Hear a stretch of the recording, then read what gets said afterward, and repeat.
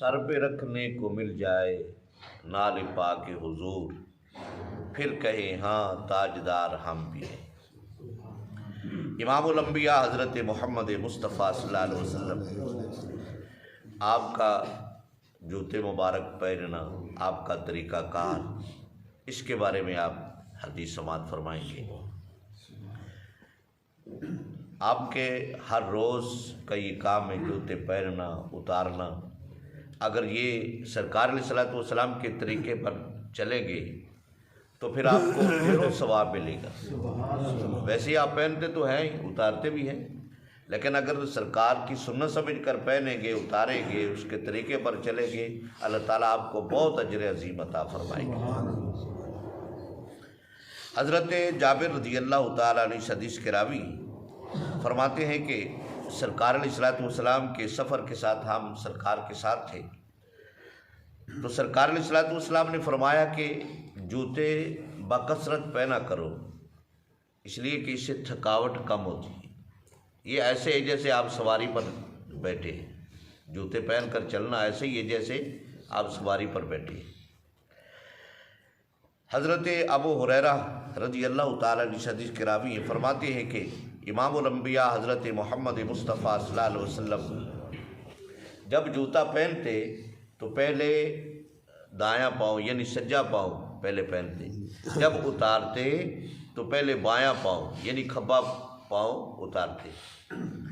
تو یہ سرکار علیہ الصلوۃ والسلام کی سنت پاک ہے، جب جوتے ڈالیں تو پہلے سجا پیر، جب اتاریں تو پہلے کھبا۔ اور سرکار علیہ الصلوۃ والسلام نے فرمایا کہ جو عورت مرد کی مشابہت کرے، یعنی مرد والے کپڑے پہنے، مرد والے جوتے پہنے، یا مرد عورتوں والے جوتے پہنے یا کپڑے پہنے جیسے آپ دیکھتے ہیں، تو سرکار علیہ الصلوۃ والسلام نے ایسی عورت پر اور ایسے بندے پر لعنت فرمائی ہے کہ جو عورت مرد کے جوتے یا مرد کے کپڑے پہنے، یا جو مرد عورتوں کے کپڑے پہنے یا عورتوں کے جوتے پہنے، ان کی تشبیہ اختیار کرے، سرکار علیہ الصلوۃ والسلام نے ان پر لعنت فرمائی۔ اور سرکار علیہ الصلوۃ والسلام کے نال پاک سبحان اللہ، آپ کی جتی مبارک کہ حضرت محمد مصطفیٰ صلی اللہ علیہ وسلم جب آپ عرش پہ تشریف لے گئے تو آپ کا ارادہ بنا کہ میں جوتی اتار دوں، رب کعبہ نے فرمایا حبیب جوتے سمیت آؤ۔ یہ عرش آپ کے جوتوں کے دور کے لیے ترس رہا ہے۔ اللہ اکبر، اللہ اکبر۔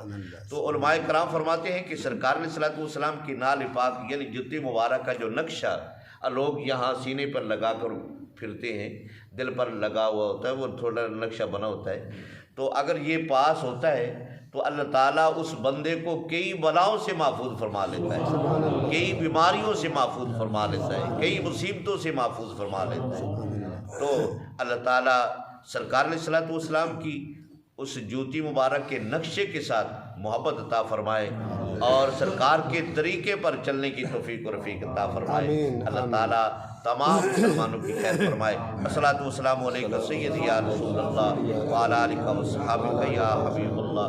الصلاۃ والسلام علیکم سیدی یا نور اللہ وعلی آلہ وصحبہ یا رحمۃ للعالمین۔